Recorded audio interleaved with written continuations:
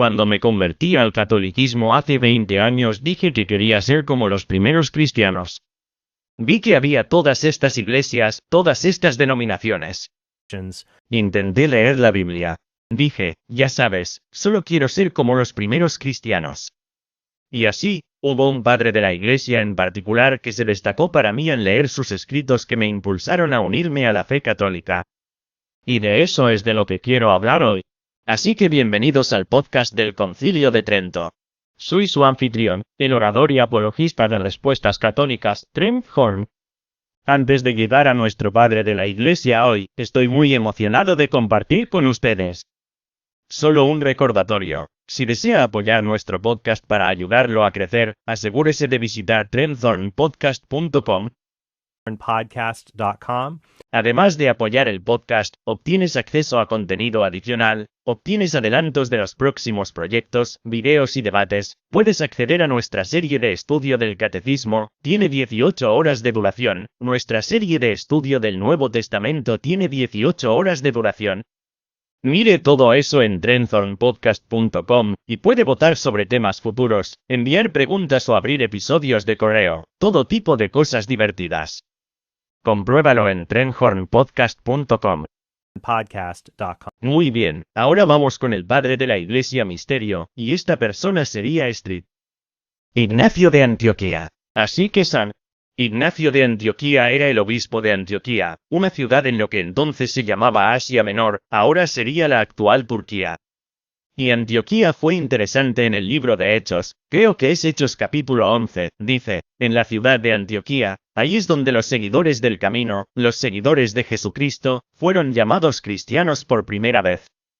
Y creo que es muy poético que Antioquía sea donde los creyentes fueron llamados cristianos por primera vez. También es el primer caso documentado de que la Iglesia se refiere a la Iglesia católica, siendo católica una palabra griega, kataholos, según el conjunto. Muy bien, entonces, ¿por qué Ignacio de Antioquía es tan importante? Bueno, cuando lees a autores protestantes o apologistas del protestantismo, dirán que, ya sabes, tienes la fe apostólica pura. Esto también suena un poco a mormonismo a veces, que tenías la fe pura de los apóstoles, y como cristianos debemos creer lo que creían los apóstoles. Parece que todo el mundo está de acuerdo en eso. Pero luego, como dicen los mormones, la iglesia eventualmente se vino abajo y tuvo que ser restaurada.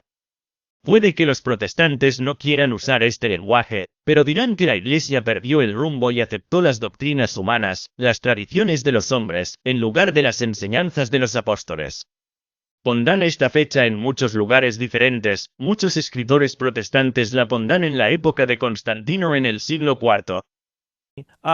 Los apologistas protestantes más cultos dirán, bueno, tal vez probablemente fue antes de eso, porque estas doctrinas católicas objetables se pueden encontrar antes del siglo IV. Lees a San Cipriano de Cartago, por ejemplo. Estaba leyendo a un apologista protestante, William Webster, y él admite que al menos en el siglo III de San Cipriano, él dirá, bueno, la iglesia se había derrumbado, que los cristianos creen que la misa es un sacrificio que se ofrece, no solo una comida conmemorativa, y él dirá que la iglesia se derrumbó aquí en el siglo III, pero cuando regresas antes, ellos no creían en estas cosas. Por lo tanto, encontrar padres de la Iglesia que citan la doctrina católica es importante porque muestra la realidad histórica de que el depósito de la fe transmitido por los apóstoles se conservó en las enseñanzas de los obispos, como atestiguan los escritos de los padres de la Iglesia. Y así, cuando tienes padres de la Iglesia posteriores, algunas personas me dicen, ¿por qué eliges a Ignacio de Antioquía? ¿Por qué no San Jerónimo o Agustino o uno de estos otros padres de la iglesia, ya sabes, Gregorio de Nisa, Atanasio? Todos estos son padres de la iglesia maravillosos, por supuesto, pero la razón por la que creo que los protestantes se sienten más cómodos con ellos es que pueden, bueno, en realidad eligen a muchos de ellos. Los protestantes dirán que siguen totalmente a Agustín. Creo que fue B.B. Warfield es un autor reformado que básicamente estuvo de acuerdo con la doctrina de la gracia de Agustín, pero no con su doctrina de la Iglesia, por ejemplo.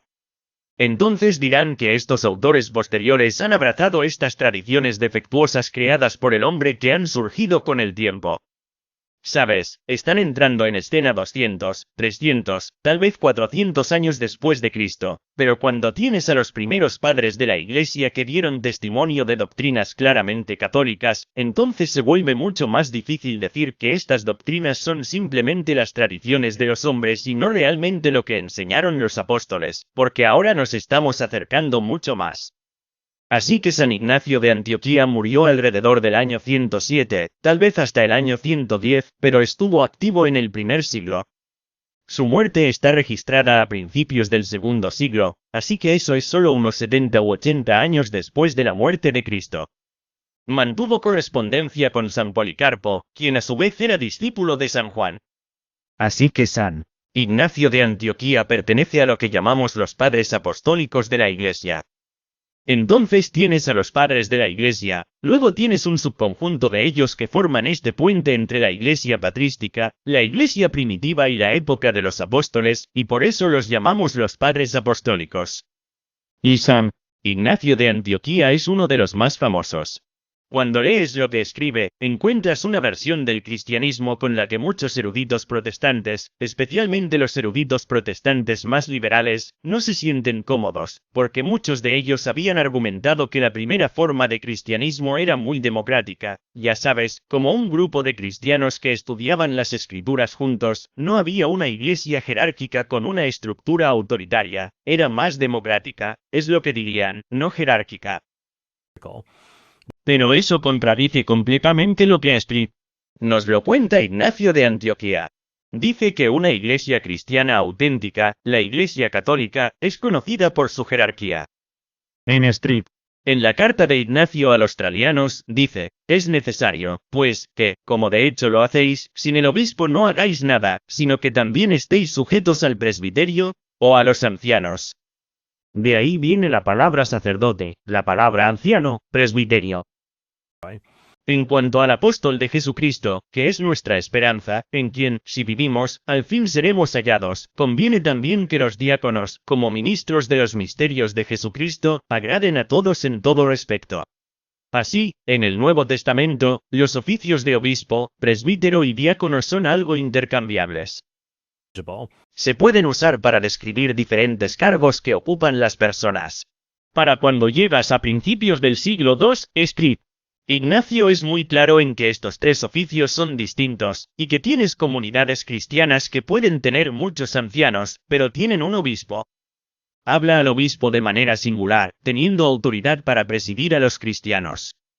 Entonces, en su carta a los de Magnesia, Ignacio dice, haced todas las cosas con divina armonía, mientras vuestro obispo preside en lugar de Dios, y vuestros presbíteros en lugar de la asamblea de los apóstoles.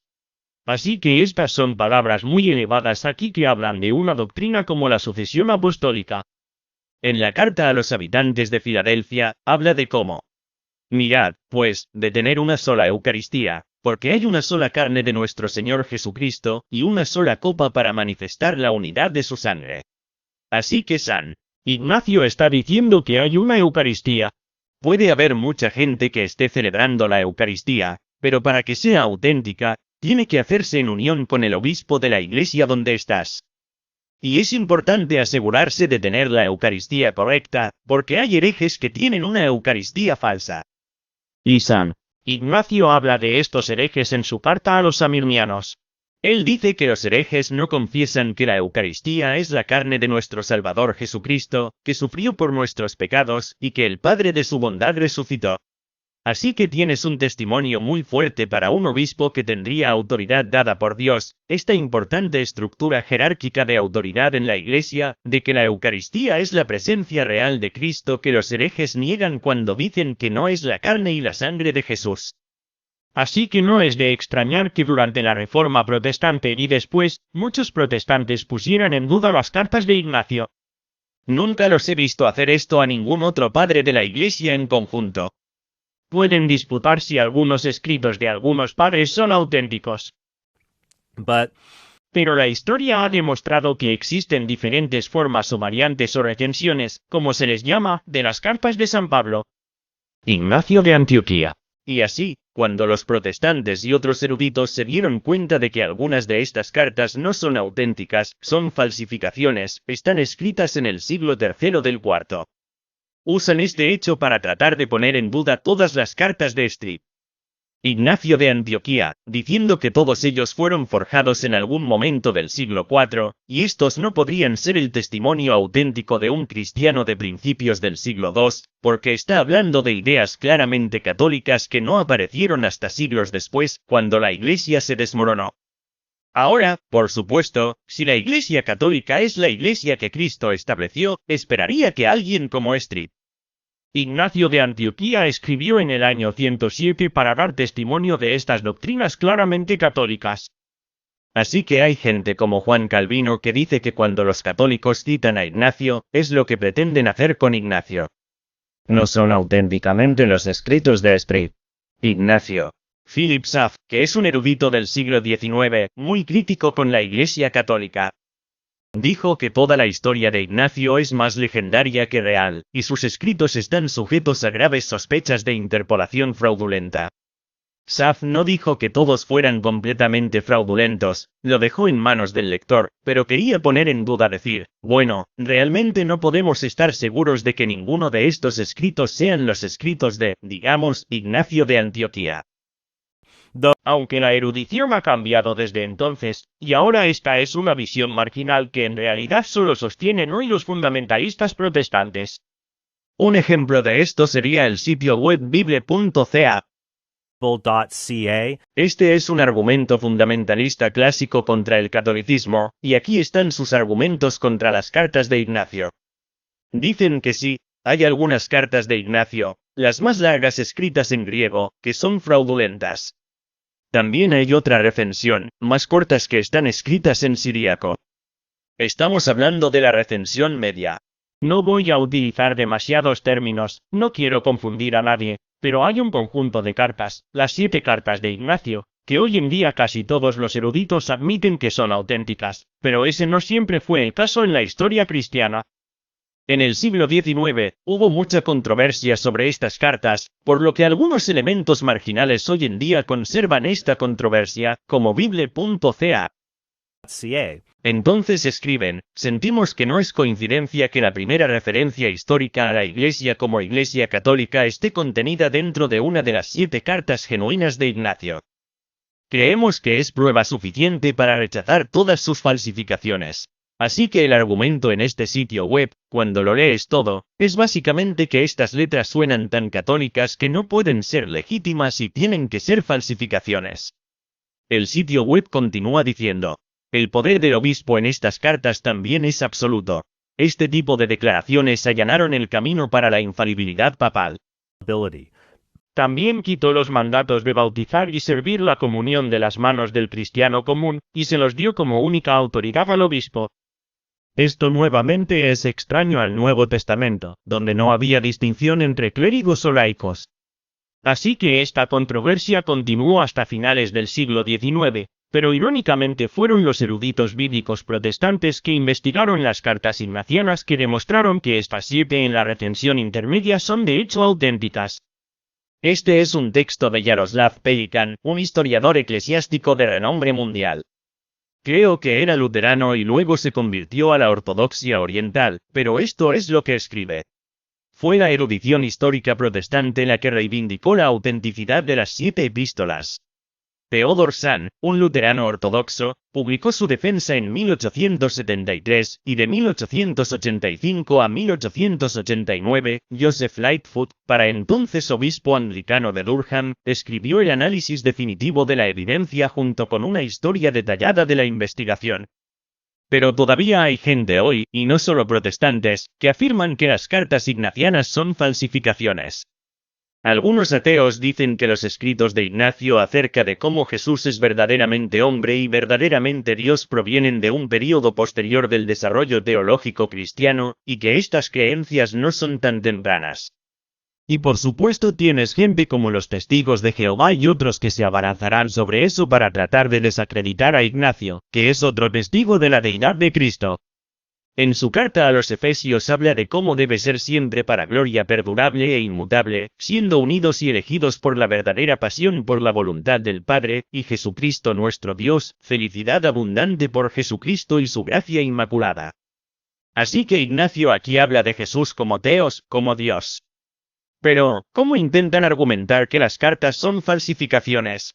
El argumento más común que escucho es que Ignacio escribió estas cartas mientras estaba bajo custodia y lo llevaban a Roma para su ejecución.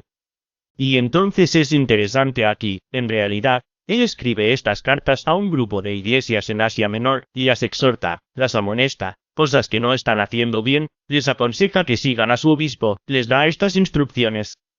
Pero cuando se trata de su carta a los romanos, no incluye ninguna instrucción excepto una: por favor, no intentes rescatarme del martirio. Ahora, algunas personas han dicho, bueno, Ignacio no se refiere al obispo de Roma en ese momento, se refiere a otras personas por su nombre. Eso debe significar que no había obispo de Roma, no había papa en este momento. Pero en la carta a los romanos, Ignacio tampoco menciona a nadie más, lo cual tiene sentido, porque no querrías que esa carta fuera interceptada en Roma y revelara dónde estaban los líderes cristianos en el corazón del Imperio Romano. Pero el argumento es que si Ignacio estuvo bajo la custodia de los guardias romanos atravesando Asia Menor y llevándose a Roma y está escribiendo cartas, ¿cómo puede enviar cartas y tener visitantes que tomen estas cartas? ¿Por qué los guardias permitirían eso? Esto parece una historia inventada por cristianos posteriores, y que en realidad no sucedió. Excepto que tenemos evidencia en la antigua Roma de que a los cristianos se les permitía visitar a otros cristianos que estaban en prisión, y esta evidencia proviene de un escritor pagano, Luciano de Samosata. Así que Lucian escribió una obra llamada De Passing of Peregrinus. Era una obra satírica sobre un estafador que dice ser cristiano, se une a la iglesia cristiana, recibe un montón de comidas gratis, un montón de elogios y engaña a todo el mundo. Pero al hacer esto, Luciano testifica indirectamente de las creencias y comportamientos de los cristianos. Entonces habla de eso. Como esto era imposible, se demostró cualquier otra forma de atención, no de manera casual, sino con asiduidad. Y desde el amanecer, se podía ver a viudas ancianas y niños huérfanos esperando cerca de la prisión, mientras que sus funcionarios incluso dormían dentro con él después de sobornar a los guardias. Luego trajeron comidas elaboradas y sus libros sagrados se leyeron en voz alta, y el excelente Peregrinus, porque todavía tenía ese nombre, fue llamado por ellos el nuevo Sócrates. Así que Peregrinus, también conocido como Proteo, ha sido encarcelado por los romanos, pero los cristianos pueden visitarlo en la prisión, y algunos de ellos sobornan a los guardias. Calle. Ignacio de Antioquía habla de las guardias romanas, se refiere a ellas como los 10 leopardos, o 10 panteras o 10 leopardos, que lo acompañan, y que muchas veces le reparten crueldad. Pero al mismo tiempo, los guardias a menudo estaban a cargo de procurar alimentos y otras cosas para mantener con vida a los prisioneros, y no siempre querían hacer eso. Entonces, si los cristianos vinieran y dijeran, oye, le daremos a este tipo un montón de comidas para que no tengas que comprar comida o procurar comida, lo permitirían. Entonces, si los cristianos pueden visitar a otros prisioneros cristianos para darles comida, o simplemente sobornan a los guardias, les dan dinero a los guardias para que puedan visitarlos e intercambiar cartas, eso demuestra que es completamente plausible que San Ignacio de Antioquía escribiera las cartas que se le atribuyen mientras estaba bajo custodia romana antes de que lo llevaran a Roma para eventualmente ser martirizado. Así que espero que haya sido útil para ustedes, y definitivamente recomendaría ir y revisar los escritos de Street. Ignacio de Antioquía. Son una lectura rápida, luego son una gran ventana a la iglesia cristiana primitiva, la iglesia católica primitiva, como Street. Ignacio lo llamó. Puedes leerlos gratis en newadvent.com. Este es también un comentario sobre Ignacio de Antioquía y Policarpo de Esmirna que puede resultarle útil. Está escrito por Kenneth Howell, por lo que es solo el comentario de la serie de los primeros padres cristianos sobre Ignacio de Antioquía, Policarpo de Esmirna. Dejaré un enlace a él en la descripción a continuación. Pero muchas gracias chicos, espero que les haya sido útil y que tengan un día muy bendecido.